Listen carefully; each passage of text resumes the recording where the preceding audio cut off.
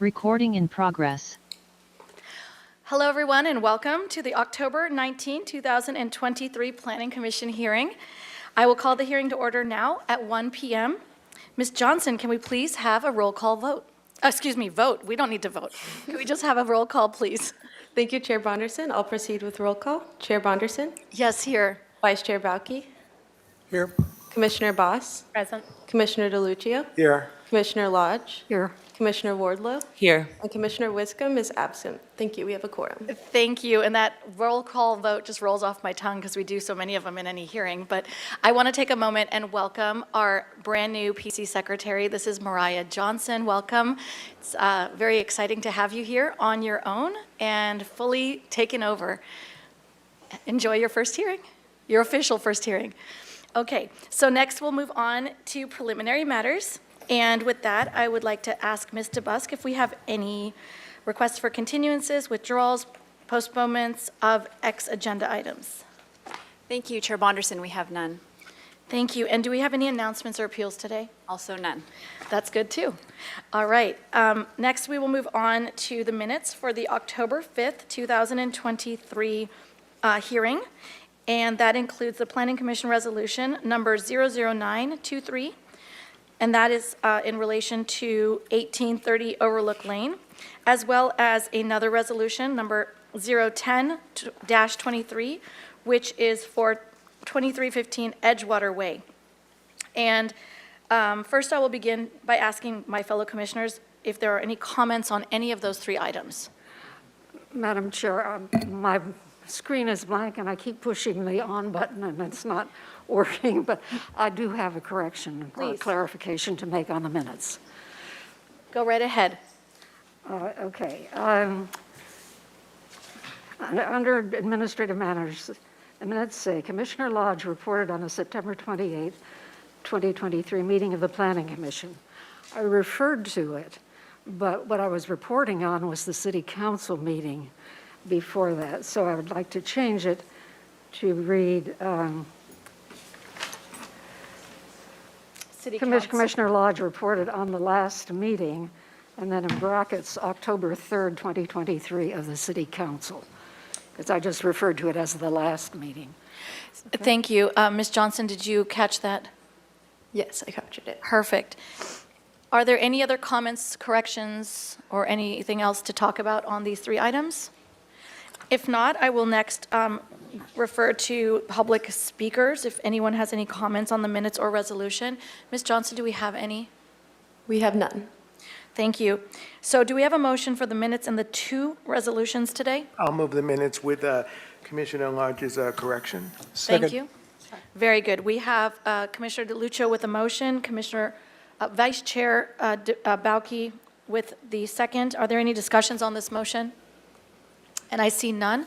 So now I can actually officially say roll call vote. Ms. Johnson, could you take one for us, please? Yes, thank you, Chair Bonderson. I'll proceed with roll call vote. Commissioner Boss, Abstain. Commissioner DeLuccio, Yes. Commissioner Lodge, Yes. Commissioner Wardlow, Yes. Commissioner Bauke, Yes. Commissioner Bonderson. Yes. Motion passes. Thank you. And before I move to the next item, I just would like to ask, Ms. Johnson, are you in a position to help Commissioner Lodge with her screen? Before, I'm going to ask you to do that in a moment when you have the ability to step away from your computer without it being distracting, because the next thing we have to do is on you, right? So next we have... Bonderson? Yes. I'm sorry, and it may have missed it, but did Commissioner DeLuccio's motion include the resolutions? We said three items. Okay. Is that acceptable? Yes, is that reflected in the minutes, Ms. Johnson? Yes, that's reflected in the minutes. Thank you. And thank you for clarifying. I was just really umbrellaing it by saying three items. Ms. Johnson, I was going to suggest as soon as our staff presentation begins for item number 3 and you start the clock, would you mind fixing this? Would that be a good time? Yeah, I can do that then. Okay, thank you. I just don't want to take you away from your desk at the moment. So we're going to go ahead and open comments from members of the public pertaining to items that are not on today's agenda. And Ms. Johnson, this is where I need you. Are there any speakers, either in person or remote, that would like to give public comment at this time? Thank you, Chair Bonderson. If there's anyone in the audience who would like to speak on general business, and again, that's items not on today's agenda, you can fill out a speaker slip at the back of the room and turn it into staff. I'm not seeing any movement, so I'll go ahead and move to virtual public comment. If you'd wish to speak on Zoom at this time, you can raise your hand. I'm not seeing any hands raised, and we also did not receive any general written correspondence, so I'll turn it back over to you, Chair Bonderson. Thank you, and Ms. Johnson, you don't have to move. Thank Got you, it. Chair Okay, Bonderson. good. Thank you. Okay, well, we have help from all sides now here. plugged in. It's wonderful. So let's go ahead and move on to item number 3 on our agenda, which is a new item. It is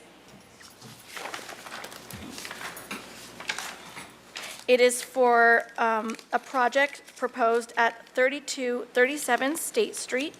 And we have case planner Kathleen Kennedy from the city here to give us the staff presentation. Ms. Kennedy, the floor is yours. Go ahead. Thank you, Chair Bonderson. Hello, Commissioners. My name is Kathy Kennedy, case planner for this project. So the project address, as you said, is 3237 State Street.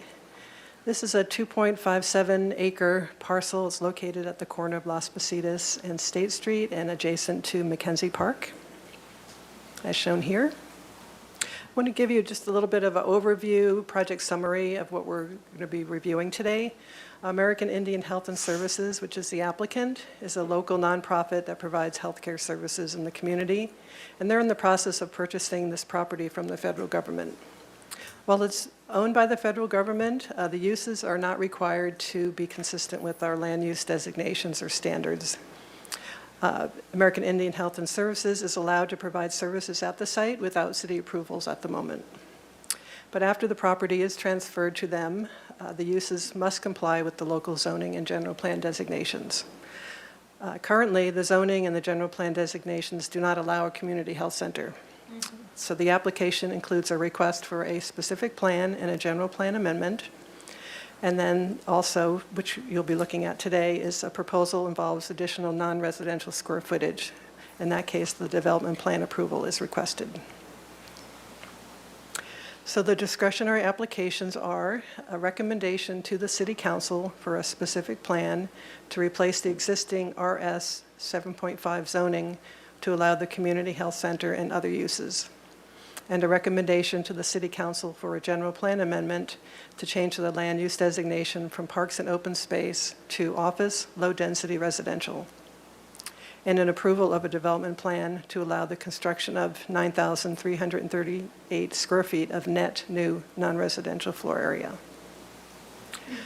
So one commissioner had requested that I go over again the how AIHS is able to purchase this property and why it is not allowed to be acquired by any other entity for affordable housing or any other use. So I had presented this earlier during other hearings, but I'm going to go through it a little bit today as well. So there is a federal land disposal method process over on the left side. And I'll go from left to right here. If a federal agency no longer needs a property to carry out its programs, it reports this as excess property. And the General Services Administration organization offers excess property to other federal agencies first, and they may need that. And if they're identified as being of need of the property, then it would be transferred to them. If that is not the case, and no other federal agency wants the property, then it's determined to be surplus, and there are other avenues for other people to acquire the property. It could be sold at fair market value to another government agency, or some other state or local government agencies, nonprofits, housing authorities and such down the line. But in this case, so I wanted to go over what actually happened on this particular property. The property was declared excess land in 2017 by the federal government. It was offered to other federal agencies, and the Indian Health Service, IHS, which is a federal agency, they expressed a need for the property. So at this point in time, this is when there's no option for the city to purchase the property. It's moved on in a different direction. So IHS is responsible for providing federal health services to American Indians and Alaska Natives They purchased the property, and it was transferred to them in January of 2021. IHS is allowed to transfer the property to an urban Indian health program, and AIHS is one of those programs. So AIHS is purchasing the property at fair market value from IHS, and they have made the required down payment and are moving forward with the proposal. Now I'll talk about the proposed project, and after that, talk about the specific plan and then the general plan amendment. So in regard to the projects, it's been through a number of hearings already. It started out in July of 2020 when they submitted a preliminary application to the city. And then in February of 21, the city council had a hearing to initiate the specific plan and general plan amendment. That's a requirement prior to having the application submit a formal application. At that hearing, there was a lot of discussion about the project, but no action was taken, and they decided that the city council decided that they wanted to send this to the planning commission for your comments and recommendation regarding the specific plan and general plan amendment. So in November of 21, the planning commission received a concept review of the project. It was a little bit different project at that point. It was not a two-story addition. It was a smaller project at that point, but it received positive comments from the commission. And you made the recommendation to city council to initiate the specific plan and general plan amendment. So then it did go back to city council, who did, in fact, initiate that. And then at the same time, they designated the project a community benefit project and was able to allocate some square footage from that category to the project. Then in June of 2022, a formal application was submitted. Then there were some hearings at the HLC, Historic Landmarks Commission. They accepted the Phase 1 Historic Structures Report, followed up by a concept review. June of this year, City Council had a second community benefit designation approval for the project because this is when the applicant decided to have the two-story addition and they needed additional square footage, and that was approved. Project went back to HLC concept review, and also at that point they accepted the Phase 2 Historic Structures Report, which is the report that evaluates the proposal. And then just last week, the HLC designated the building as a structure of merit. So in regard to the project itself, here's the existing site plan and demo plan. So just to orient you to, here's State Street, Las Positas on the left, the existing buildings. Portion of this will be demoed. I'll talk about that. But essentially, a lot of paved area to be redeveloped, and we'll move on to this proposed plan. This is the proposed plan here. A lot to look at, but you've got a proposed parking lot on this side, existing building, some landscaped areas. This darker area is the addition. It's a two-story addition, which is the main part of this project. Here is the landscape plan. There's a removal of a few trees, one over in this area and 3 along the fence here, and then the installation of many other trees on site.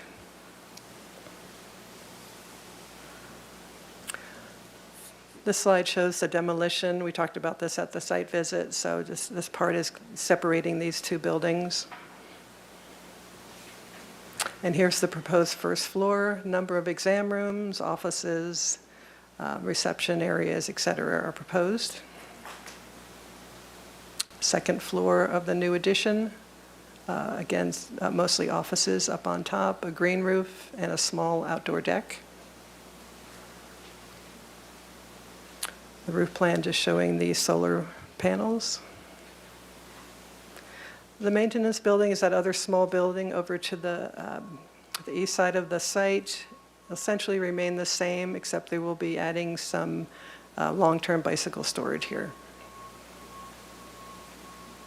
I'll show you the elevations just so you can see what the existing north elevation. So this is a view from State Street, and over here to the left is the new addition. Here is the view if you're at the parking lot looking towards State Street. You'll see the back of the addition area and the back of the building.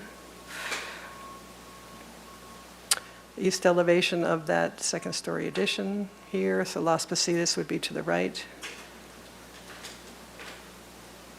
And this is a view from Las Positas Road, against State Street to the left, looking across from Las Positas Road. So as you know, to approve additional non-residential square footage, the project needs development plan approval, and these are the findings. Put up the standard findings for the project, but I've got more detailed findings in the staff report. The proposed development must comply with all applicable provisions of the zoning ordinance. In this case, it would comply with the new specific plan that's being proposed. It should be consistent with the principles of sound community planning. It will not have a significant adverse impact on the community's aesthetics or character, in that the size, bulk, and scale will be compatible with the neighborhood. And that's consistent with the traffic management strategy in regard to the allocations. So I'll go into the specific plan. As you know, you'll be making recommendation to the City Council regarding approval of this. So the existing zoning is RS 7.5, Upper State Street area. Here's the project location. This allows now currently just single-unit residential development and some other uses with the CUP, but the community health center is not allowed. So this would be changed as part of the specific plan. Staff recommended a specific plan rather than a rezone to just OM, office medical, to allow the proposed health center. The purpose was to further restrict the allowed uses on the site rather than just allowing all OM uses. With a specific plan, we can reduce those allowed uses and also add other uses such as affordable housing and also emergency staging. So just an excerpt from the specific plan, which is attached to your staff report. We have a list of items here. Any non-residential use permitted in the OM zone except the following. So there's a number of uses that were pulled out of the OM zone not to be included. These are in part from Planning Commission comments and also City Council comments. And then any residential use permitted in the OM zone, provided that they all are rented to very low, low, or moderate income households. And then again, staging for emergency services. There are findings for the specific plan, that it implements and is consistent with the general plan, and that the proposed development will be superior to development otherwise allowed under conventional zoning, say in this case, the OM zone. Now we'll look at the general plan amendment. So here we have a land use designation of parks and open space, which is the same as Mackenzie Park. This allows for public and private parks and recreational facilities. However, the community health center is not allowed. So the proposal is to change from parks and open space to office, low-density residential, which would be 5 dwelling units per acre.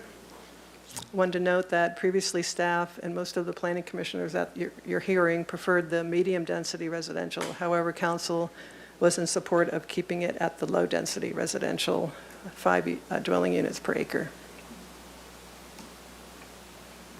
And the finding required for this is that the proposed general plan amendment is consistent with the general plan. So I've put together a recommended motion. If you choose to approve the project, it would be that the Planning Commission recommends that the City Council approve this specific plan to replace the existing zoning to allow the community health center and other uses, and recommends that the City Council approve the general plan amendment to change the land use designation, and approves the development plan to allow construction of the net new non-residential square footage, et cetera. So I can put this up here on the screen if you are ready to do so. And then just next steps, this project does need to go to the ordinance committee. Members of the City Council will review the proposed specific plan, and at that time may or may not make changes and will make a recommendation to the City Council. So this is going to be occurring, assuming there's an approval today, it would be in November, And then after that, the city council would review the project again and adopt the specific plan, general plan amendment. Your approval today, if you approve the project, is contingent upon their adopting the specific plan and general plan amendment. And then the project would return to the Historic Landmarks Commission for their approvals. And that concludes my presentation. Wanted to let you know we do have other staff here if there are questions, Julia Peugeot and Michelle Bedard from Transportation Planning. Thank you. Thank you, Ms. Kennedy. We always appreciate your presentations, and I'm glad to see our other staff members in the audience to help us today. Welcome. Next, we will hear from the applicant, and I know you have a bit of a team here, so my only advice is if there's more than one speaker, as anybody comes up to the microphone, please just take a moment to introduce yourself and also your relationship to the project so we kind of understand who you are and what you represent. But you will have 15 minutes to present. If you, for whatever reason, don't use all that time, you are always welcome to keep that time to use at your discretion. At any point, you can come back and perhaps present something new or listen to the questions that are coming your way and want to address them. You're welcome to just let us know and use that remaining time. So please come up to the podium, and Ms. Johnson will set the timer. Whenever you're ready, please go ahead. Welcome. Good afternoon, Chair Bonderson, Commissioners. My name is Beth Collins. I'm a land use attorney from Brownstein representing IHS. First, I do want to request 20 minutes, actually. We'll try to be less, but we have a little flyover video we think we'd like to show you. So Let me just double check with staff. Is that acceptable? Yep, it's at my discretion. I have no problem with that. Okay. Thank you. Lots of surprises today. Very nice. So please feel free. Okay, thank you so much. And just a moment, did you reset the timer? Okay, so now your time will start. Please go Okay. right ahead. First, I'd really like to thank staff. You've done an amazing job on this project, working with us. It's been a real pleasure, so thank you. So next slide, we have the project team. The project team of mostly local land use professionals, a lot of them are behind me here. They were led by Scott Black, who is AIHS's executive director and has been for the last 15 years. We're here and happy to answer any questions that you may have. So after 30 years of serving Santa Barbara, AIHS seeks a permanent home at 3237 State Street for its community health care clinic. For those of you who may be unfamiliar with AIHS, it's a gem. It's been quietly providing patient-centered health care in our community since 1994. The services include medical, dental, pediatric, and behavioral health, and AIHS is one of only 41 independent nonprofits in the country designated as an urban Indian health program. We also, by the way, are a federally qualified healthcare clinic similar to neighborhood clinics. AIHS provides much-needed, culturally sensitive care to American Indian, Alaska Native patients, as well as non-Native underserved populations. In 2022, for example, we had 7,800 individual patients. 80% of our patients are significantly below the federal poverty level. So here's some photos, which are always fun, photos of some of our providers, and on the bottom right, you can see one of our community programs and our COW, which is a clinic on wheels. That's, you can see that now in the parking lot, Las Positas and State. AIHS collaborates with many community partners. It's a really important part of our healthcare support system here in Santa Barbara, and this project will help us enhance that role for AIHS, especially in emergencies. We also have a number of project supporters. You saw some letters in the file, and in the record, members of Congress, other community health partners. So why this project? No, we are not expanding our patient base. Instead, we're here because, for two reasons, really. Our existing facilities at El Mercado, although they've served us loyally for decades, are simply inadequate. And AIHS wants to control its own destiny. They want to own the land that their clinic is on. So they want to be owners.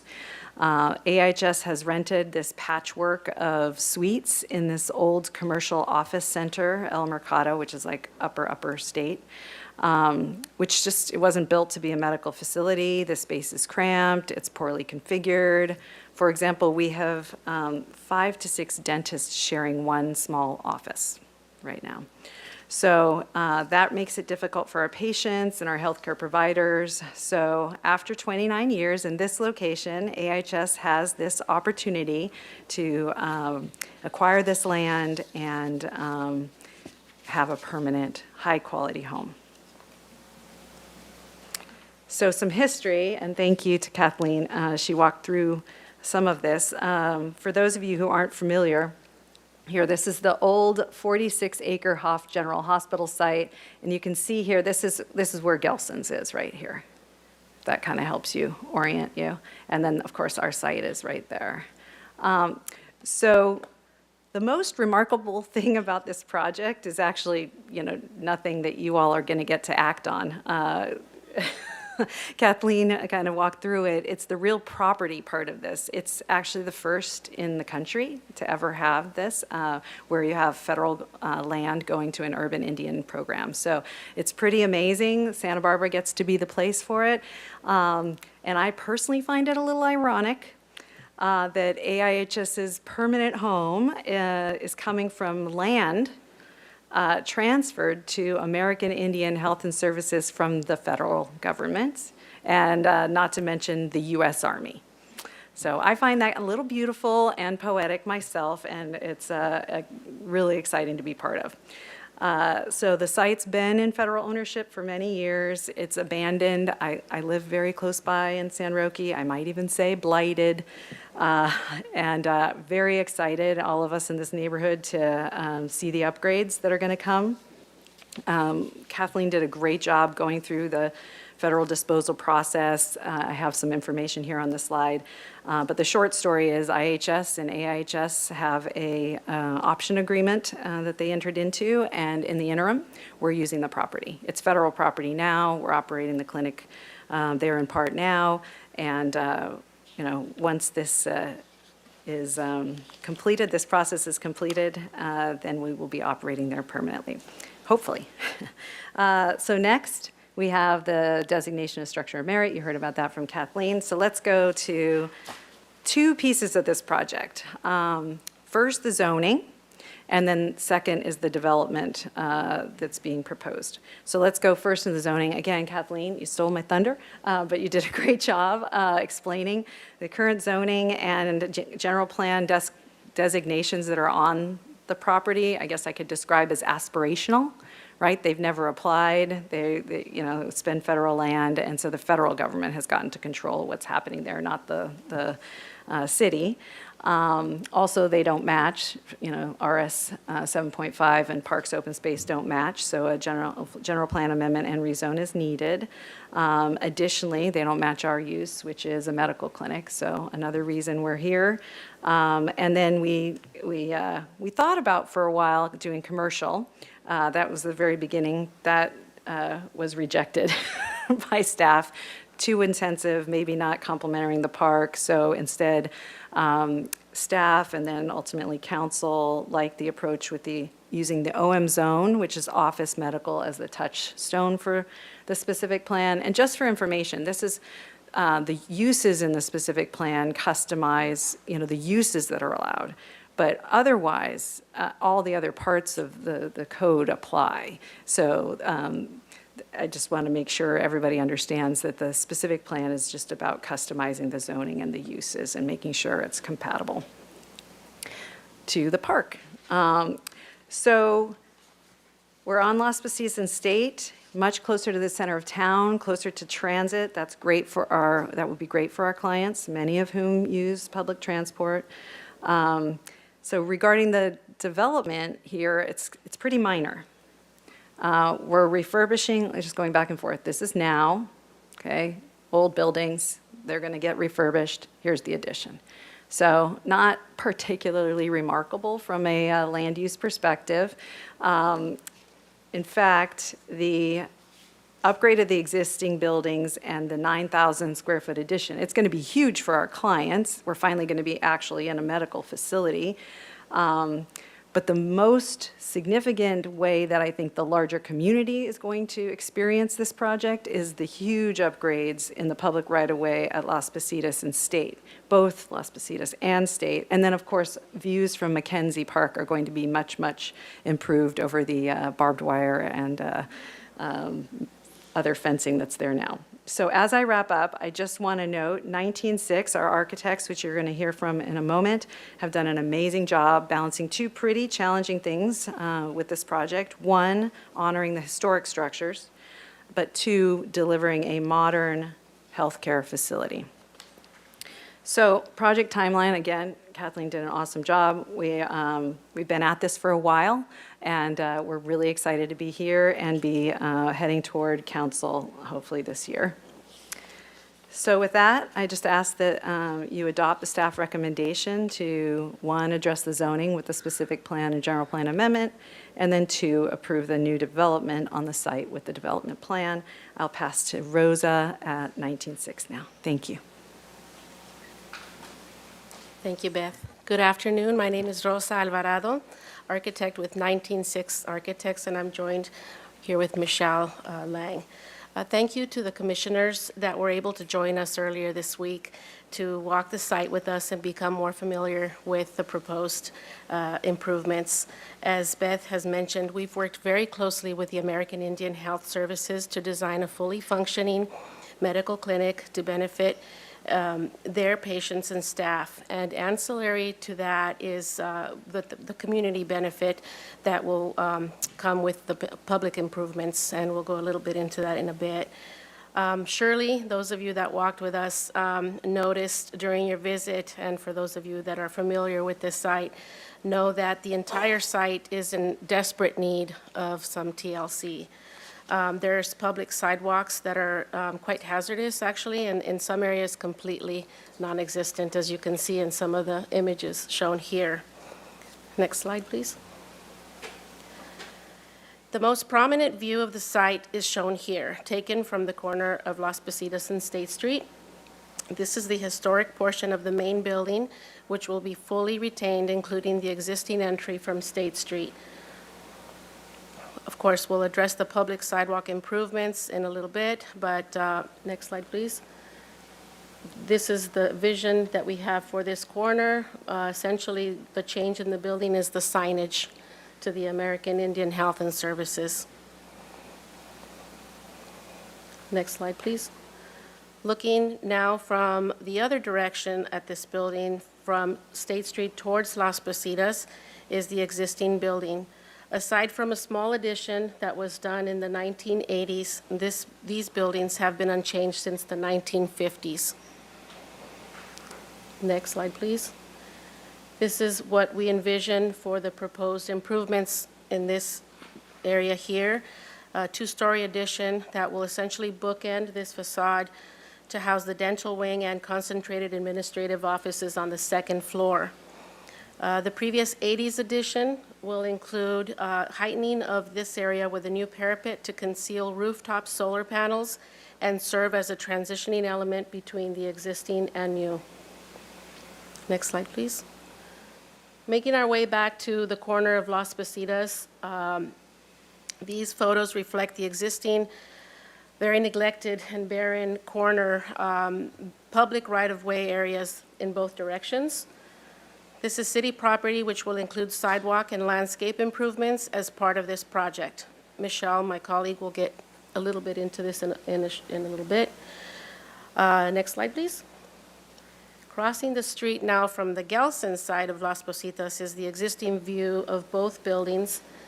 Next slide. And this is what we envision for this corner with improvements mostly to the public right-of-way, leaving the buildings essentially intact. Excellent. And just leave you with Michelle. Hi, Michelle Lang with 196 Architects. I'm one of the What's your last architects. name? Lang, L-A-N-G. Thank you. Okay, we are now looking at the on-site improvement site plan. And after working closely with AIHS and our historian Sarah Corder, we've located the new addition directly adjacent to the non-historic 1980s addition. The new addition includes a new dental wing on the first floor, and primary administration offices are located on the second floor. The medical and behavioral health wing is located on the northerly existing structure, and the southerly existing structure houses support uses and includes a community room, ancillary offices, kitchen, staff lounge, as well as an outdoor staff seating area and locker rooms with showers. There is a third existing maintenance building on the far east of the site, which will remain mostly untouched. It seems that one of the leftover effects of COVID is that people now prefer to wait outside. So here we're proposing 2 outdoor waiting areas with pergola canopies adjacent to drop-off areas at the western and the eastern parking lots. To the west is an ethnobotanical garden, and we also are proposing a wellness garden to the east off of the eastern parking lot.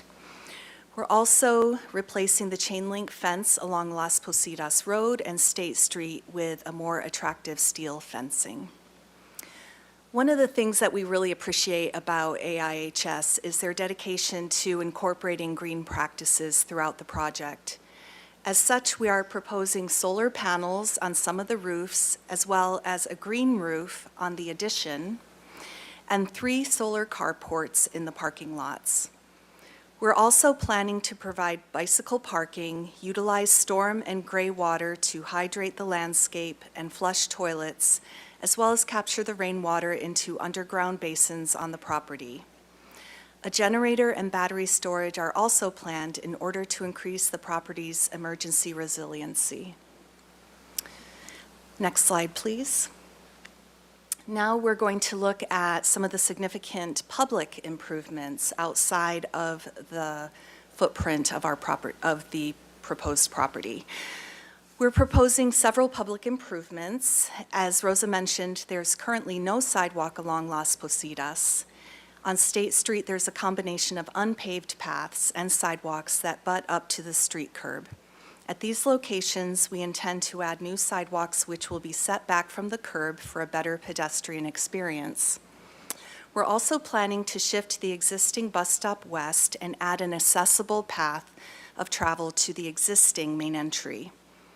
Another significant public enhancement involves the right-of-way along Las Positas, which is presently a barren patch of land. In addition to constructing the sidewalk, we intend to incorporate a bioretention basin, which I'll talk about next. And finally, we're showing a pork chop that allows right turns in and out of the site just south of the bioretention basin. Next slide, please. So here's an expanded layout of the Las Positas corner with some conceptual images for the bioretention basin. And per Rosa's remarks regarding the dirt area fronting Las Positas, it bears repeating that the improvements that AIHS will be making here are entirely on city property, and this is an area that historically has had no sidewalk or landscaping. Incorporating a sidewalk treatment similar to the State Street side of the building is a great improvement that connects the corner of State and Las Positas all the way to Mackenzie Park. Additionally, the bioretention basin being proposed will help the drainage issues of the street as well as the new sidewalk and is not related to addressing the stormwater drainage requirements on site. And our landscape architect and I believe our civil engineer are both here to answer any questions that you may have. To recap, today's request is recommending approval to the City Council for a specific plan, a general amendment, and a development plan to allow the construction of the additional square footage described previously. At this time, we would love to share the video that you allowed us to. Thank you so much. I'll walk you through this as it makes its way through the site. This would be the entry from Las Positas. To the right is Mackenzie Park. Going to make a sharp left here into the parking lot. Boom, there you go. We're looking now at the medical wing with the existing entry there to the medical wing. Here's to the right, one of those outdoor waiting areas that Michelle spoke of. To the right now, going under a new breezeway, which is where the only part of the buildings that are being removed are now.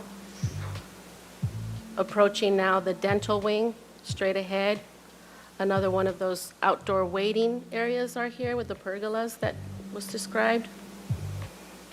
To the right is the staff lounge area. Back into the parking lot, viewing of the back entry to the administrative offices above the addition. Wellness garden below us now, are flying over the trees, making our way to State Street. This is the second story addition here with solar panels on the roof and solar panels also on the 80s addition. Back on ground along State Street.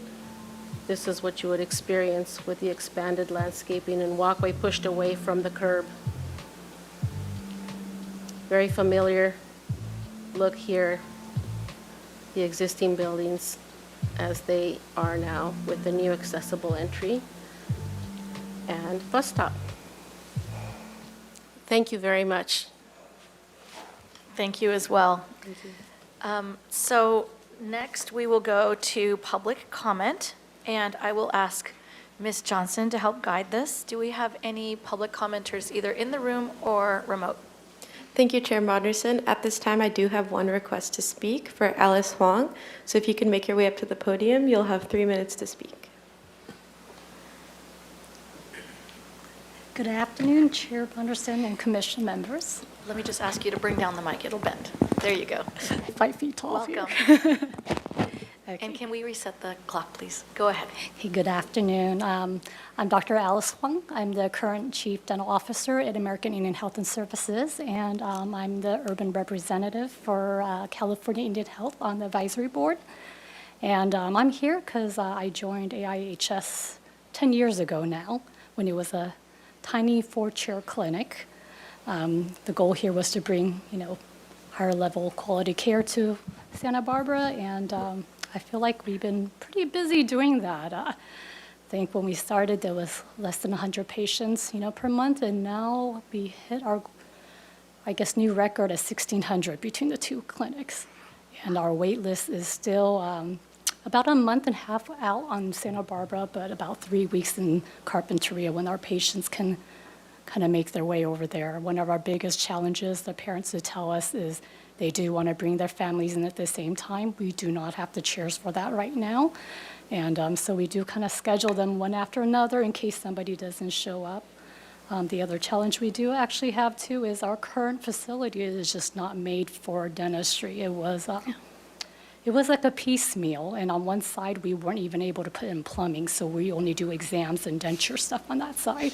So we kind of blow and rinse things off. So we currently only have realistically 6, chairs that are plumbed in Santa Barbara. We try to make the best use out of it, get the patients in and out, and schedule when we can. And we keep our exams open because our goal was to always have access to care. We've been doing pretty well. What we'd like to do is to probably bring patients in a little sooner, or else move them into a room with plumbing. And the goal at the new clinic is every chair has plumbing, so we wouldn't have to be looking for a chair to see somebody's no-showing or moving patients around. The chairs are going to be made so we can actually do treatment in every room.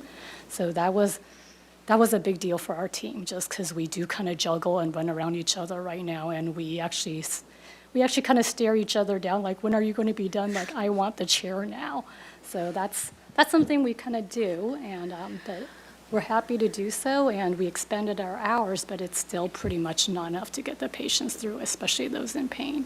And I think for our patients that are in pain, that's when people do have the most anxiety and probably some of the behavior issues, because they are in pain and they are very desperately looking for help. So having a chair and having a clinic that allows us to do that is a big change. The other part that we brought to Santa Barbara is we brought specialty care, and that has helped us quite a bit in terms of expanding the level of services we had. And people do know that now. They are coming from far to come in because they know we have the endodontists and we have the orthodontists and prosthodonts. And I'll stop there. Thank you so Thank much for you. coming and sharing that with us. Ms. Johnson? Thank you, Chair Bonderson. I haven't received any further speaker slips at this time. If anyone else would like to speak on this item, please fill out a speaker slip at the back of the room. I'm not seeing any movement, so I'll go ahead and move to virtual public comment. If you wish to speak on Zoom at this time, you can raise your hand and we'll call on you. I'm not seeing any hands raised on Zoom, but we did receive 12 written correspondences, and those were distributed to the commission prior to the meeting. So with that, I'll turn it back over to you, Chair Bonderson. Thank you, Ms. Johnson. So next, we will move on into our question period, and I'd like to provide a little bit of guidance for my colleagues by taking a moment to review what we would like to cover today and sort of the order that we've discussed with Ms. DeBusk, basically how to give us some direction. So this review requires us to provide feedback to council on the specific plan and for a general plan amendment, and then we will approve the development plan. So if the PC is supportive of the project, then we will make a single motion to approve the development plan and recommend the specific plan and for a general plan amendment. So I'd like to have you all feel free to discuss these topics in any order. We're not separating them. Sometimes we do, which is why I'm providing this, this information ahead of time. And I'm just going to let you all speak as you will on any of the topics that are of interest to you. We'll do question period first, then we'll deliberate. So who would like to go first? Please turn on your lights. Wonderful. You're in the seat that always goes first, Commissioner DeLuccio. Get cut off. No, I won't. Okay. I've never cut you off. I Go don't, right ahead. I don't really have a lot of questions, but I have just a couple. I was trying to understand, you're going to be demolishing the, maybe the applicant can come up or the architect. You're going to be demolishing the breezeway. I call it the breezeway, but now I understand by looking at it, it looks what you're going to do with it. You're opening it up Right. to be It's- a part of the public space. It's currently a connecting corridor, and we're going to remove that portion of the building and create an open outdoor breezeway. Yeah. Then the other question is about the bus stop. You're going to be moving the bus stop over closer to the corner. And maybe Kathleen, I know that's not Rosie, it's Kathleen over there. Ms. Kennedy. to Ms. you. Kennedy, maybe can answer this question. I see that the bus stop is being moved over closer to the corner. Who has, what department internally from the city will approve that, I know it's transportation, to make sure that it's not too far to the corner? Well, thank you, Chair Bonderson and Commissioner DeLuccio. So our transportation planning staff has been working with MTD and have proposed or provided them with the revised change to that area, and MTD has approved it. So we'll be working those two together. Okay, and I have two other questions, more for staff, I think. Just to understand, I understand the whole process here, of where we're going with this, and I know that it's the general plan and the specific plan would be, it's a recommendation for the council to approve it if it's our job to approve the development agreement here. And that probably wouldn't go into effect unless the other ones went into effect, the general plan and specific plan. But I see here that we have a sample specific plan in front of us, and I'm used to seeing, even though we're making recommendations to the city council, I'm more used to seeing, I've served on another commission where I would actually see a specific plan. This says proposed specific plan. Looking at what I can see in it, everything is in it, but it seems like there's not much of a specific plan, and I also don't see a general, I don't see a general plan document in here either that we would be, I guess, looking at and recommending to council. So regarding the specific plan, that is what would be incorporated into the zoning ordinance as it is written there. So Okay. it's proposed because it's not yet approved. That's why we're calling it that. And it's subject to change between now and when it goes to the city council for Okay. adoption. And what And about the general plan? For the general plan amendment, we will have a resolution prepared when we go to the city council for adoption. But that's that hasn't- something that- we don't see here? No, the only thing that you would be commenting on is the change of the land use designation itself. And the paperwork that goes along with that is not something that you need to look at. It's just whether you agree with that land use designation change. Okay, thank you for clarifying that. Those are my questions. Thank you, Commissioner DeLuccio. Would anyone else like to ask a question? Commissioner Boss, please. Thank you, Madam Chair. A question for staff. I was really glad to see that in the proposed recommendations that it includes residential use, and especially provided that all must be sold or rented to very low, and or moderate income households. So thinking forward, I know that Planning Commission previously voiced support for office and medium density, but council supported office and low density, which you note on slide 33 today and in the staff report as well. Can you talk a bit about the differences between those two, and if we could make any changes to that from low density to moderate or medium density today? Commissioner Boss, so the difference is the number of dwelling units per acre. So between low would be 5 and medium would be 12. So you could, it's up to you if you'd like to make a recommendation that it's different than what is being proposed, you can do that. Thank you. Next, we have Commissioner Wardlow, please. I just have a follow-up question to Commissioner Boss. Do we have an understanding of why council recommended low density instead of medium density or high density? Commissioner Wardlow, I don't recall that there was actually an explanation given. I'd have to look back, but it's just the determination. Thank you. And then I just had one question as it pertains to the project. How many new trees are we going to be putting into the project? This looks beautiful. The renderings and the presentation that was provided was really helpful. I was just wondering if we have like a number of, how many will be added to this. Hi, my name is Sasha Shevlin. I'm the landscape architect with Arcadia Studio. And I'd have to double check the exact number, but I believe we have around 30, and that includes large native trees such as oaks and sycamores, as well as low, smaller native trees like cercis and arbutus. Manzanita. Does that mean 30 new trees, or you mean already? Oh. 30 new trees. That's great. Thank you. Thank you. And next, we have Vice Chair Bauke, please. Thank you, Madam Chair. Just got a couple quick questions, and they're both to staff. Could you explain it a little bit more, because I'm still wrestling with why we aren't just doing a rezone to OM in this case, and what the rationale was to go through this specific plan? Sure. Chair Bonderson and Commissioner Bauke. So initially, in discussions with the applicant, there's a lot of discussions about what path to take, and there were concerns about just having OM and all those uses allowed, and that affordable housing is a priority, and that there would be a way to restrict the uses and have it more, what would the city want there as opposed to just OM. So a number of things were added, the emergency staging, the affordable housing, some restrictions. So it's just more in keeping with what the city council would like to see at that site versus just having it open to any other thing that's listed in the OM zone. So it gives a little more control on that site than normally would. The applicant have something to add?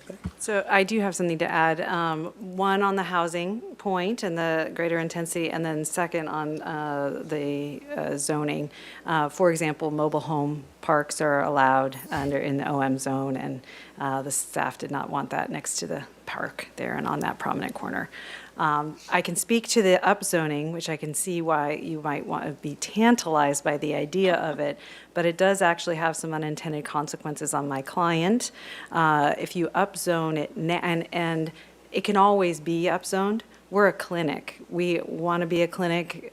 29 years they've been a clinic. Putting an upzone on this project at this time actually could create some unintended ripples, both maybe to environmental review. We need to talk through how that might work, but then also potentially to future actions or changes on the site. And we can always build housing if it ends up that the clinic goes away, which I don't know why it would, because it's been here for 29 years. But piling that on now is, I think, a burden. So we'd ask that you would not, please. Thank you. Okay, thank you. Are you done? No. May I just, I have other questions. can I do Yeah, a tag you on? could do.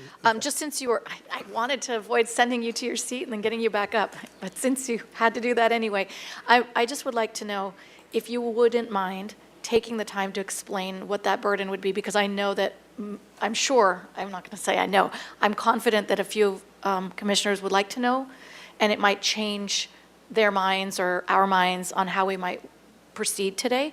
Would you be able to explain the ripple effect and what we should know that you're concerned about? Okay. Well, the current zoning 7.5 residential. So when you go denser than that, you have neighbors there nearby who may have opinions, who haven't shown up today where it's not proposing that. So proposing a more dense project could result in opposition that isn't here yet. I'm happy there's no opposition here yet, and I'm not looking for any. We're a clinic. We're going to be a clinic. If we want to have employee housing or other things, we can propose that. We can always come back to you, and we would if that's what we want to do with this site. But after these many decades of working toward actually acquiring this land, we would like it to not instigate our neighbors, result in potential environmental review of a more intense use of the site. Right now, in more intense housing isn't being evaluated, right? So I'd prefer not to tee that up. So those are, and the other issue is when it's more upzoned, there are restrictions then on downzoning that flow to the city. So upzoning now could result in unintended impacts in the future. But the biggest thing is it's a clinic. We would like our land and our home as a clinic, and we're not going anywhere. But the OM zone in the city, because of your triangle zoning, does allow residential uses. So OM zone allows residential. We kept that from the OM zone, just in case in the future. We also added the voluntary restriction, or agreed to the voluntary restriction that it would be affordable. So we feel like that's enough at this point, and we're not asking for anything beyond that. And I can't speak on behalf of my colleagues, but I still have a little bit of confusion. If you are proposing the health clinic and you have no housing on your proposal, and we were to include some recommendations of the more dense density, the higher density, the moderate density, medium density, does that still affect the proposal that you're putting forward? So it would just rest on the land use designation, but it wouldn't affect, let's say, the steps through the process that your project as proposed would go through today. Is that correct? It's the reason it's incorrect is Okay. because there are two pieces here. Yeah. The first is the specific plan and zoning and cleaning that up. And the second is the actual development that we're proposing.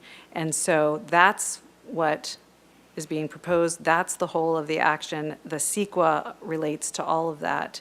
So if you pile on intensifying the site, it's not our preference. I understand. And I'm just going to welcome Ms. Peugeot. She took a seat in front of a mic, so I think she has Saw something that. to say. And I might just redirect the question from the staff's perspective, not from the applicant's perspective. When you are reviewing this project as it is currently proposed without housing as part of the proposal, does that change your way of viewing the project if we were to hypothetically increase density? Chair Bonderson, Commissioner Valke, yes. Staff were able to determine that this project qualifies for a common sense exemption because essentially what the general plan amendment and the specific plan are doing is allowing a continued use. By including or by upzoning and changing the designation to something that intensifies the use, then we would have to consider environmental impacts of that. And we're not sure at this point what that process would be, but it could change the CEQA process. And do you have the ability internally to add exceptions so that it doesn't harm the project as it goes through CEQA if that designation were to be hypothetically increased so that it lives on the land but doesn't affect this project?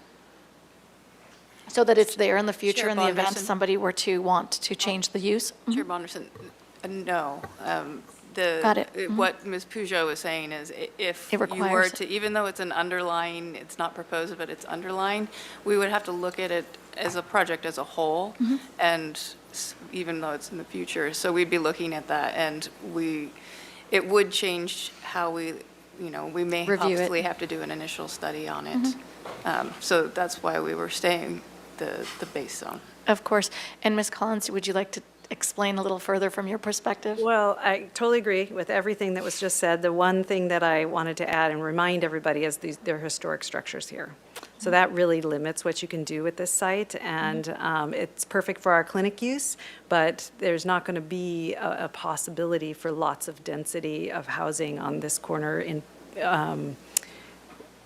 without really careful consideration of the historic structures. I mean, even in the future, even if the clinic were not to be there, those things would still be applicable, is what you're saying. So NEPA, the National Environmental Policy Act, because it's a federal action as well, this is transfer from federal government to a local nonprofit, that triggers NEPA, so that required extensive work with the SHPO, the State Historic Preservation Officer, environmental review, et cetera, and we have covenants that are going to be in the grant deed that restrict our ability to do anything to that building that doesn't comply with the Secretary of Interior standards. Thank you. So many acronyms to keep straight. Yes. And I just want to thank everybody. These are the types of conversations we need to be able to understand what we're looking at as a commission. So thank you to staff, to our city attorney, and also to the applicant team for clarifying so much. There's a lot that goes into this, I know. Vice Chair Bauke, excuse me, back to you. Thank you for letting me jump in. I can continue, okay. Yes, you can. And first off, thank you for your responses, and I think that's very helpful. Same with the city attorney and staff. Very helpful, a lot of clarity, and I now understand why you wouldn't want to go down that rabbit hole. Okay. Question to staff, could you explain the thought process of the original RS 7.5 zoning? It seems like an outlier as to that particular location. Vice Chair Bauke, most of the city's parks were originally zoned single-family. That was kind of the original zoning, and then we went through a whole zoning amendment where all the parks in the city, we created the PR zone, and they were rezoned to Parks and Recreation. So I haven't looked into this site specifically, but that would be my guess as to why it still has that single-family zoning. It's also, not too far from other single-family residential neighborhoods, so. Okay. The last question I have is about the specific plan itself. I'm trying to see where, and this is probably the one thing that I may be probably dealing in details, is the specific plan has no standards as to fencing and walls, and it sort of just leaves it to the OM zone. Would that be appropriate? And my question is, I was looking at the OM zone, I was trying to understand where it goes on fences and walls. I know the city has the fence regulations that are in 30.140.110 fences and hedges, but it seems to be focused on residential property, and I really don't see anything here that really gives us any clarity as to what the rules of the game are on fencing in this case. I unfortunately have visited all the other medical facilities in this community in the last year, and I don't recall any of them having fencing like that is being proposed for this project. Could you walk me through what the requirements are and point me to where the requirements on fencing for this property, since it sort of goes through this layering of tiering to things, and I just can't track where we get to a standard that applies in this case? I'm actually going to defer to Ms. DeBusk, but I did want to say that you're correct in that the zone does only refer to the residential. And I think I had mentioned earlier or before that, it's my understanding that with parks, that they would want to, at least the fencing between the park and the use would be something that the Parks Department would want to separate. As far as the fencing along Las Positas and State, that's, you know. Yeah, that's the piece. probably- Urbanistically, I have a issue with that as far as how it presents itself to the community. And I know our other facilities don't have that. So I just want to make sure that that's being discussed either at the commission level or at the level of the design review board. And where our guidance is, because I really can't get to an answer on that. Chair Bonderson and Vice Chair Bauke, yes, you did cite the correct section of the code that talks about fencing, and you're correct that it's mostly about residential.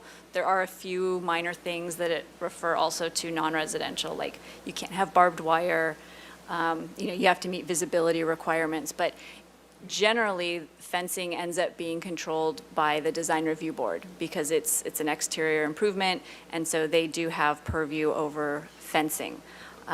If Planning Commission has additional concerns or anything you want to add, that is potentially something that could be a condition of approval of the development plan, but generally it's handled by either ABR or HLC.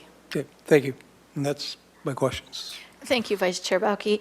And before I continue, I just want to double check that Commissioner Lodge, do you happen to have any questions at this time? No, I don't. Thank Okay, you. just wanted to make sure. So that takes me to my turn. And I wanted to ask a question again back to staff, piggybacking off of Vice Chair Bauke, the discussion about the 7.5 density from the single-family zoning, the previous zoning. My understanding is that this recommendation will take us down to 5. I'd like to know if we could keep it at its existing 7.5 instead of increasing it. Can we leave it alone? Chair Bonderson, what you're looking at is a zoning designation, which is different than the density that we're recommending. So the 7.5 is in the zoning for single family, and it means that the minimum lot size is 7,500 square feet, whereas the land use designation is the 5 dwelling units per acre. I haven't done the math. I think they come out approximately close if I'm remembering correctly, but they're different things.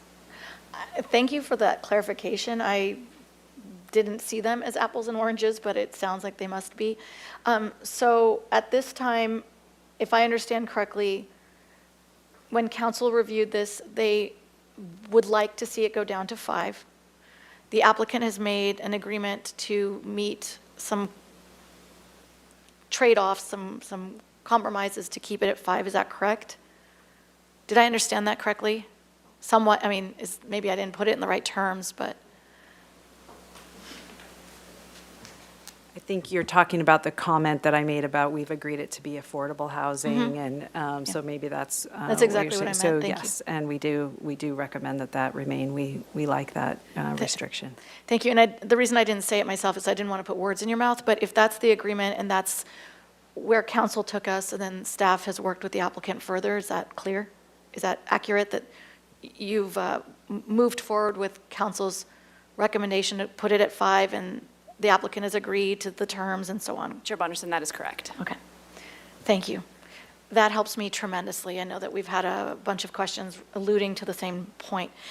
My only question on this was something that was brought up in the presentation from the architects having to do with the sidewalks, and I agree completely that the project proposes huge upgrades to the public right-of-way, to the public sidewalks, improves what we are going to see from the parks and from other areas outside of the property, looking towards the property. So, thank you very much for the effort. My question goes to transportation staff, or perhaps Ms. Kennedy, if you could answer the question, or if we want to welcome Ms. Burchard up to the mic, but I don't know who's going to answer this. The question is, has there been any behind-the-scenes efforts made to potentially connect the sidewalk that's being offered through this project that brings the corner and connects it to Mackenzie Park to then continue up the hill to connect to an existing sidewalk on the same side of the street at Las Positas, so that there will be a thorough walking pathway for residents to use.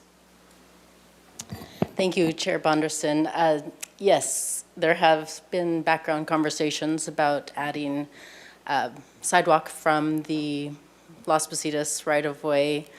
Mostly it dominated, the conversation was centered around just having a adjacent element leading into the park's parking lot. That's the focus of our conversation. We did not have a conversation about moving any other pathways into the neighborhood. At this time, though, regarding the element that may go into the park's parking lot, that's pretty much tabled right now. At this point, it would have to be a city project, a city parks project, and there's no funding for that at this time. And is it considered a city parks project to connect the sidewalk that currently exists further up the hill to wherever this dead ends? I'm supposing it's the park. If it's on the park's Yeah. property, yes. And so, if I understand you correctly, there's nothing on the table at this time to do that connection? That's correct. And essentially, again, a little more background information, but the connection from the sidewalk to the parking lot was discussed, and we didn't really want to proceed with just that element unless we could also continue an ADA path from that parking lot to the, community building, because otherwise you're just dropping somebody off into a parking lot. Yeah, I mean, I completely appreciate what's being proposed here. I was just curious to know if anything further has happened to connect it to the neighborhood that's up at the top of the hill that at this time somebody can't walk down. So it sounds like there's not. No conversations as part of this project. You should let them know that we would love to see that. There should be a conversation, but that's not for here and now. All right, well, that concludes my questions. And so I will open up our deliberation period, and to keep the process as efficient as possible, I just want to ask the commissioners to make their comments, and you can allude if you're interested in making a motion, but we'll keep the motion to the end. And Ms. Kennedy, I understand, as always, you are prepared to provide us with a slide to help us stay focused. And, okay, as soon as she puts that up, I'll give it back to you. I'd like to just make a comment on this. So I refer to, at the end, making the findings outlined in the staff report. So the environmental review findings are also included in that. We haven't talked about that. Excellent. Thanks. And I know you had a slide, I believe it was either 24 and 25, or maybe it was 23 and 24, that had the development plan findings on them really clearly. Would it be helpful to look at those while we talk? And then I understand, Commissioner DeLuccio, you have a question before we begin deliberations? Is that okay? Of course it's okay. Go ahead. This is more procedural. Why won't it go to the ordinance committee? I'm just curious. Why will it? Or Yeah, I'm just curious procedurally. Chair Bonderson, Yeah. Commissioner DeLuccio, it's because of our municipal code, all ordinances of which this specific plan will be, go to the ordinance committee, subject to certain exceptions, and this one didn't fall into any of the exceptions. So it'll go to them for generally just a cursory review, and they'll hopefully recommend it on to council. Okay, thank you. Of course, it's a good question. Thank you for taking the time. Okay, so I'm open to lights. Deliberations, please. Commissioner Boss, lead us. Thanks, Madam Chair. So in regard to this specific plan, I'm thinking ahead to 2063, and I'm trying to anticipate the community needs really at that time. So for example, at that time, everybody's using telehealth, and there's a decreased need for patient rooms. I understand that at this time it allows, the proposed specific plan allows for low-density residential development. And I think you could tell from my questions, I was considering recommending a request to change it to medium density, and that was supported by the Planning Commission in previous meetings. I looked back at the council minutes, and I didn't watch the meeting, but the minutes don't list why they changed it to low density, but you've offered some explanations here today. So I'm understanding that the property being a historic resource adds a few layers of complexity and challenges, and increasing density would trigger additional environmental review. And appreciating that the applicant has committed to any future residential development being dedicated to very low, moderate income households, I'm still a bit on the fence of about a recommendation between low or medium density, and hoping either staff or my fellow commissioners will weigh in a minute. But I also wanted to take time to note a bit about the community benefit project. I know that it's already been determined a community benefit project, but I really want to recognize that. Under Chapter 30, under our non-residential growth management program, a community priority project is a project that has a broad public benefit, is not principally operated for private profit, it's necessary to meet a present or projected need directly related to public health, safety, or general welfare, for example, museums, childcare facilities, and health clinics specifically. And this project meets an overwhelming need, access to health care, including dental care and wellness spaces. The current clinic space is fairly out of the way for I think a lot of clients, and it's conveniently located right next to a bus stop, but it's tricky to navigate in a vehicle or secure a bicycle. I've personally struggled with a newly wheelchair-bound friend, getting them in and out of the car, moving my car around, getting them in and out of the offices. And so I really appreciate that this new space that's currently being used for administrative purposes will be much more accessible for a broader population. But I think most importantly to me, as a federally qualified health center, American Indian Health Services is serving some of our most vulnerable populations with culturally sensitive care. Native American, Native Alaskan, and non-Native medically underserved populations of the community, such as veterans and those experiencing homelessness. And this project will expand space and capacity and will help serve people in a more timely manner. I also want to, of course, recognize the much-needed neighborhood improvements proposed with this project. Instead of a dirt lot and a chain link fence and barbed wire along this really busy and highly visible corner, the project proposes at least a subjectively beautiful space. So I just want to give appreciation and recognize this as a community benefit project and a community priority project. Thank you. Thank you. And next we have Commissioner Lodge, please. Thank you, Madam Chair. I concur with the comments that Commissioner Boss just made on the issue of raising the density, since both the applicant and staff have made strong arguments for why that shouldn't be changed. I think we should go with what has been proposed. And in the future, if things change and there is no clinic there and so on, they can always come back. So this is a perfect adaptive reuse of a building that's just been sitting vacant and getting more and more dilapidated looking, along with its already dilapidated absence, I should say, of landscaping. I'm very pleased to see this project come forward, and I look forward to supporting it. Thank you. Thank you, Commissioner Lodge. Next we have Commissioner Wardlow, please. Thank you, Chair, and thank you, staff, and to the applicant. I'm very excited to support this project. I concur with a lot of the comments from Commissioner Boss. This is a true community benefit.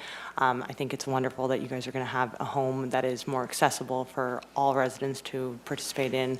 I think this is going to create a real benefit to all residents that just live in this neighborhood. If you travel down Las Positas, you're very aware of the blighted corner that it is today. And I think that what has been proposed is a significant benefit and upgrade for this community. I also really appreciate the tidbit that I learned from Ms. Collins regarding that this will be the first in the nation of having federal land go back to this specific type of project. So I'm very excited to support this project and appreciate everyone's work on this. And thank you, Commissioner Wardlow. Next we have Commissioner DeLuccio, please. Yeah, this is an easy one for me. Actually, I had to put my emotions aside. I actually, during the pandemic, I took a neighbor to the clinic to get a COVID shot. And then I've spoken to her since, and she says how wonderful treatment she gets from your clinic. And so I just want to pass that along. But our role here, obviously, is do you meet the findings? And yes, you do meet the findings, sound community planning, community benefit project. And I'm of the persuasion I'd like to see it kept at low density right now. because in the future, it's better, I think, to keep it low. We can always go higher in the future than come down. And in any way, with everything going on with the state bonus densities, we know that it would be developed with a lot more units than potentially it calls for now. But we're not there right now. We're there about this wonderful clinic project, and I wish you the best of luck on it. Thank you, Commissioner DeLuccio. Next, we have Vice Chair Bauke, please. Yeah, thank you, Madam Chair. I would echo all the comments of my fellow commissioners. This is a site which has been sitting there in sort of a dilapidated state for a long period of time. And thank you, staff, for responding to my request to explain why this particular property's gone to this particular party so that the community, because I was getting that kind of feedback, it's like, why isn't this being considered for affordable housing and other things? Knowing like if it was a city property and you declared it surplus, it'd be subject to the Surplus Lands Act, which has a whole lot of, affordable housing requirements. So very good use. Thank you for rehabbing this property. And I know the complications, because I used to do work in historic preservation early in my career, and you still have a lot of work ahead of you. So go get it. My only concern, and I brought that up, which is on the fencing, I would recommend to the commission that we add some language to the specific plan, bringing more focus to fences, walls, and gates, and the appropriateness of that to the historic landmarks review board, so they can really closely look at that, because I think that's the one thing I think the project right now would probably get an adverse reaction from is it sort of feels like it's sort of a lockdown compound, which unfortunately some communities, especially folks down in Orange County, think that's the way to do things. That's one of the things that makes Santa Barbara special is we don't have a whole lot of things that are locked down. I know schools are starting to get that way, but that's for other reasons. So I would love to support the project, but I would like to see if I can get a majority to get some language to give HLC a little bit more focus and direction on the fences and gates. So, thank you. Thank you, Commissioner Bauke. And I will start by simply saying that I'm in agreement with Vice Chair Bauke on this discussion of maybe asking HLC to give more attention to the design opportunities of the fences, walls, and gates. So I'll just start with that, and then I'll continue by saying I got goosebumps while the presenters were presenting, especially Ms. Collins, when you shared that this is federal land being transferred to the American Indian Health Services, and it's the first in our nation, but it is such a special situation that after everything that this community, Native Americans, have gone through, that this is a transfer back. It's moving in a direction that is so meaningful. And honestly, it may be the highlight of my tenure in the Planning Commission to be a part of this. I got goosebumps just saying that out loud. So I'm really glad that this is taking place. I'm grateful that we have a hand in it, that we can be supportive of a project like this. I'm also in agreement. You used a word, I'm going to repeat it. The American Indian Health Services is a gem. It really is. I grew up in Santa Barbara. I have had a number of friends use these services. I've actually had friends working in your offices as healthcare workers, as nurses and receptionists, and not one of them have ever said that they didn't love working for this organization. It's very special to our community, and I think that most people don't even know it exists.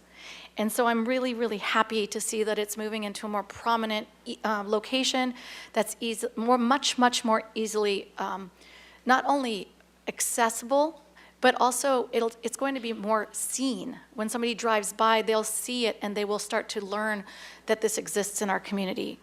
And so that being said, I just think it's a superb example of a community benefit and a wonderful adaptive reuse type project, which I hope to see more of in our community, but this is an excellent example of what we could do with the buildings around our city.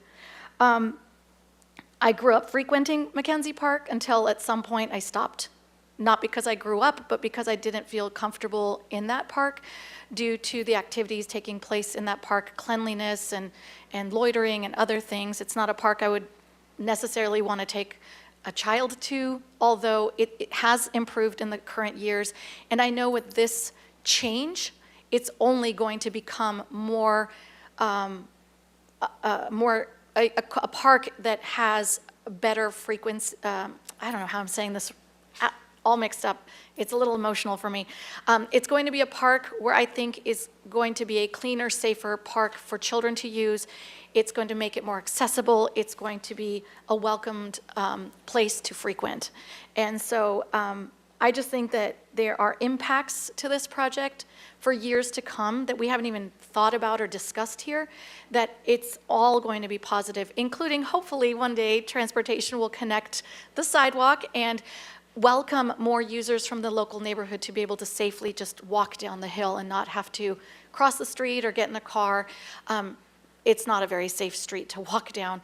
And so there are so many things that one small change is going to lead to in the future. So I am by all means in agreement to this, to supporting this project, and I am comfortable making all the findings. My only, I should say my last comment is to respond to Commissioner Boss's interest to hear from all of us. And I will say I was one of the ones who wanted the increased density. I still do.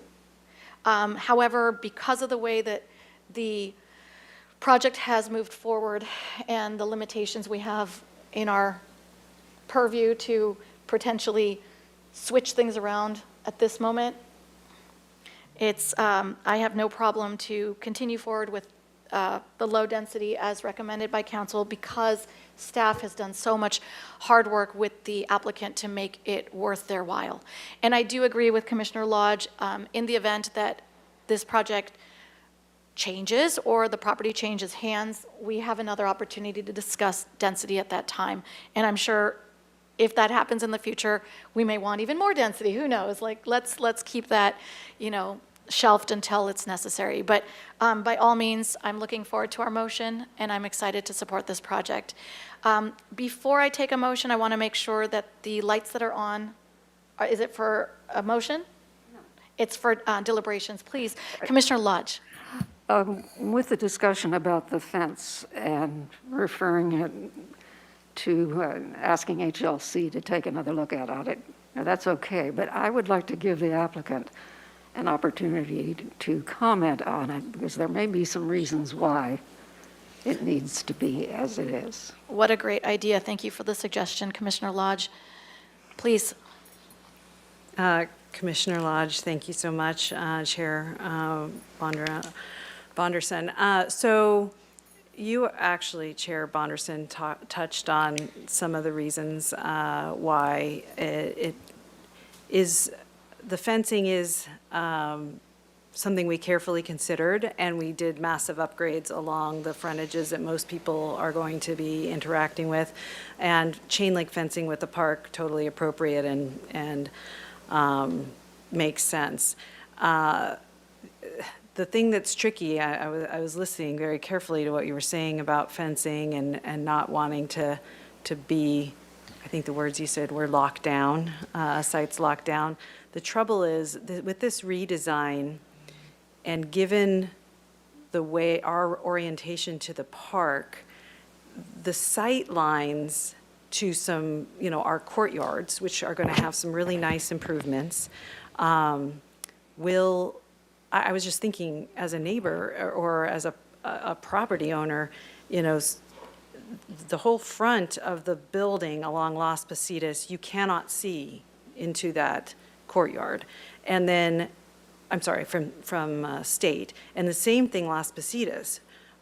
So part of the cool thing about doing the addition is we made that courtyard there, which is going to be very active, wonderful, kind of instead of this dead parking lot. But the problem is then the only sight lines into that area are from the back, which is the park, which at night could be pretty limited, the number of people who would be patrolling to be able to look and see if that's safe. So I'm not being very articulate about explaining my concerns, but I think there are, especially as a healthcare facility where people, I know, I mean, my partner's a physical therapist, right? She doesn't carry any drugs in her bag when she's traveling and going to different houses, but some people think that she does, right? And so a healthcare facility in particular, I think, is more vulnerable to that kind of thinking and break-in. And when you have lack of sight lines and you have the added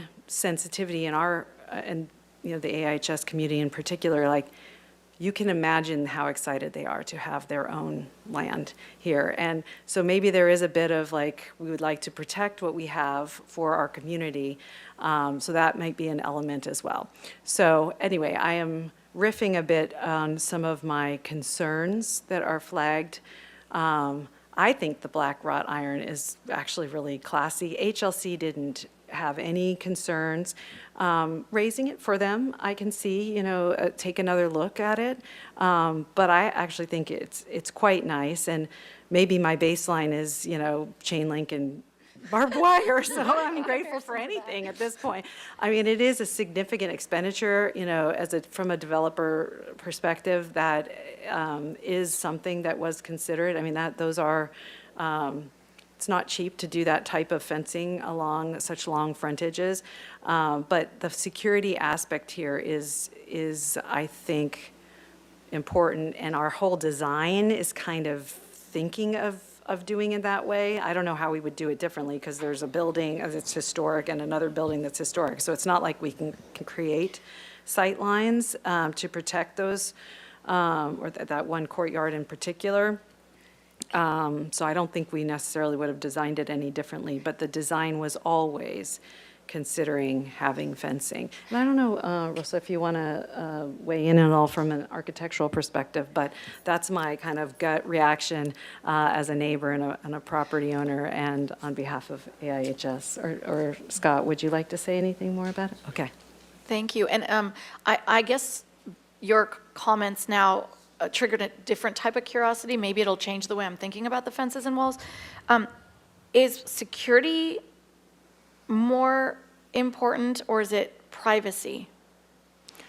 Like looking into that space, or is it, the reason I ask is because would landscaping I'm not trying to design your project, but instead of seeing a gate or a fence, if there was a gate or a fence there, but it was covered by landscape, would that shift your goals, or would that meet your goals? Maybe that is a way to satisfy everyone, so they, you know, we don't see a fence that's dividing a park from the proposal, but maybe I'm not a landscape architect, for lack of a better suggestion, like a thick ficus wall of bushes, for example, that gives you privacy and people can't walk through, and there's a fence inside of it so that you have safety, but you're not looking at a gate or a fence. Is that something that satisfies a need that you're concerned about? So our fences are all see-through, so it's not really privacy.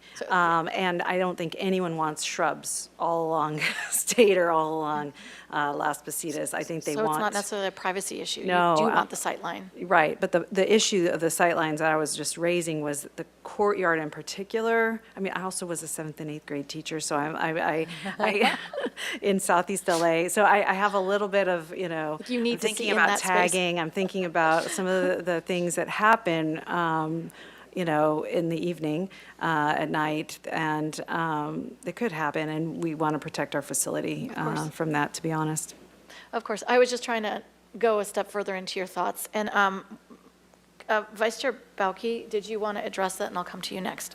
No, the only comment I'd have is you present your rationale quite well, and I think this is a discussion the HLC should have, and that's really, I just think this needs to be looked at closely, and a decision made is what would be appropriate, because it will be different than, you know, it's an improvement from what we got, but, you know, we're talking a long-term physical change to the environment long-term, and you know, tell me where another fence this long and this big is on State Street anywhere. So it's something that should at least get attention and a decision made by HLC. That's where I come from. So, Thank you. And before we go any further, I just want legal counsel to chime in if we even have room for this in our discussion, to go any further into findings. Chair Bonderson and to the commission, my one caution would be, I wouldn't like to see this in the specific plan because when we draft an ordinance, which this is, we need to be specific and have guidelines. And so, you know, we're ready to move forward. It would take quite a bit of time to figure out what that is. We'd possibly even want HLC to give us guidance on what that would be, because this is, you know, it's also a planning document for the future. Of course. And so I could see if the commission were to want to ask the HLC to just give extra consideration in your comments as a comment back to HLC. This will be going back to them. That might be appropriate. Thank you. That's a good idea of how to proceed. And I have Commissioner DeLuccio. I actually thought the same thing. I don't think it belongs in a specific plan. I thought maybe it's either direction or it would go in the development plan. Let's not put it there. Let's No, make I'm it a not saying we recommendation. should, but it definitely wouldn't go in the specific plan, you know, so it's, maybe it's more just direction to the HLC. It's their purview to look at it anyway, for them to look at it a little differently. Thank you. Yes, and I agree. Thank you for the guidance, Ms. Ostringer. Okay, so before I go any further and ask for a motion, can I just double check that no one has any other comments or, I see no lights on. May I have a motion?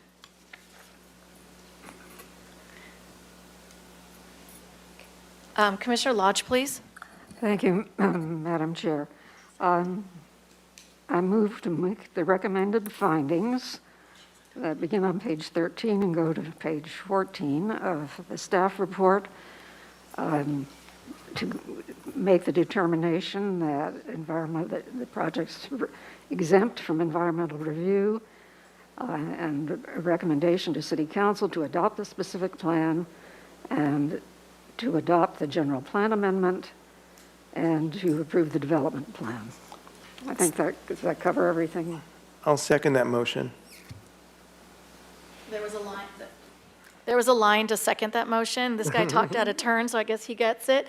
Are there any comments on the motion? Any discussion?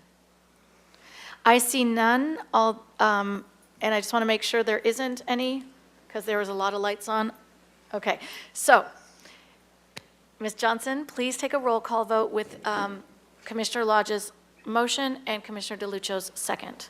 Thank you, Chair Bonderson. I'll take roll call vote. Commissioner DeLuccio? Yes. Commissioner Lodge? Yes. Commissioner Wardlow? Yes. Commissioner Boss? Yes. Vice Chair Bauke? yes. Chair Bonderson? Yes. Motion passes. Wonderful, and with pleasure. We have a unanimous vote here today. So I just want to remind everyone that this type of project has a 10-day calendar day appeal period, and I wish you good luck from here forward. There's still many steps to go, but I can't wait to see this project become a reality. Thank you for all that you do in our community. So that will take us to item 4 of our which is our administrative agenda. And I would like to start our committee and liaison reports by asking Commissioner Boss if you may have any staff hearing officer liaison reports today. Thank you, Madam Chair. A general comment about recent show meetings. We've seen a number of accessory dwelling units come through, so just wanted to make that comment so folks had general awareness. And I didn't get to finish watching yesterday's meeting, so I'll report on that at our next meeting. Perfect. Anyone else have any committee or liaison reports today? Do you have another one? I do. Commissioner Boss, please. Thank you, Madam Chair. For downtown parking, downtown parking is promoting a downtown parking survey. So I'd like to request permission to, if I send the link to the survey, if that can be recorded in the minutes. Of course, we will ask Ms. Johnson to do so. And Thank you. you can, if you do send it, make sure it goes to Ms. Johnson directly and she'll distribute it. Thank you. Thank you. I do have a report. I just want to make sure no one else does. It doesn't look like, you guys still talking. It doesn't look like we have anyone else, so I will go ahead and jump in. I have an ABR item from October 2nd. It is at 401.5 Old Coast Highway. I thought it was quite interesting to share. It's a proposal to add 3 one-bedroom residential units to an existing 3-unit residential development. And it uses the AUD program. It adds 2 new units, which would be restricted to low-income households, and 1 unit would then be restricted, the remaining unit would then be restricted to moderate-income households. This project also includes concessions regarding the open yard and bicycle requirements, as well as a lower parking ratio. I found that to be interesting and positive, so I wanted to share. And I also want to just give a reminder to anyone who's interested that the State Street Advisory Committee has their next meeting this coming Monday. That's October 23rd. It'll be at the Faulkner Gallery at 3 p.m. So if anyone's interested to join us, please do. That concludes my report, and it also will conclude our meeting. It is now 2:40, and our next meeting is tentatively scheduled for November 2nd, 2023, which is in 2 weeks, and I look forward to seeing you all. Thanks for being here today.